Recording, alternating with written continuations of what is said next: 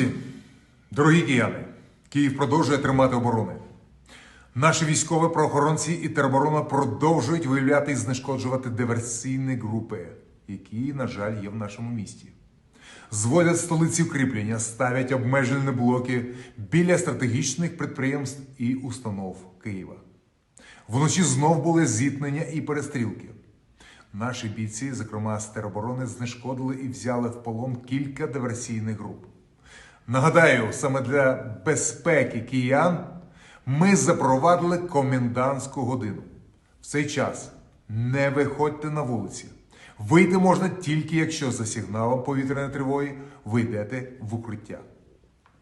Громадський транспорт, метрополітен працює в скороченому складі. І в першу чергу, щоб перевозити представників підприємств критичної інфраструктури, графік руху та маршрути відстежуйте на офіційних сайтах. Навіть не в комендантську годину утримайтесь, будь ласка, від пересування містом. І до уваги водіїв. Займати смугу громадського транспорту суворо заборонено.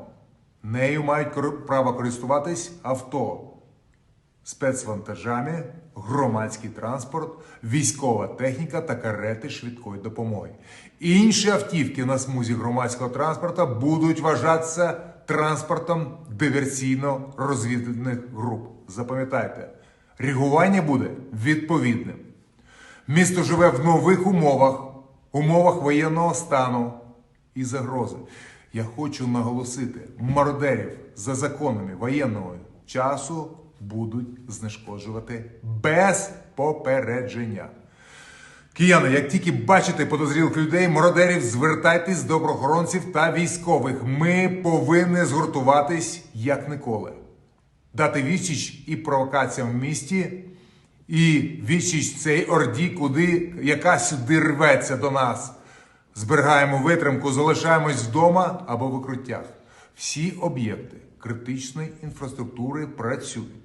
Підземні станції метро працюють як укриття для людей.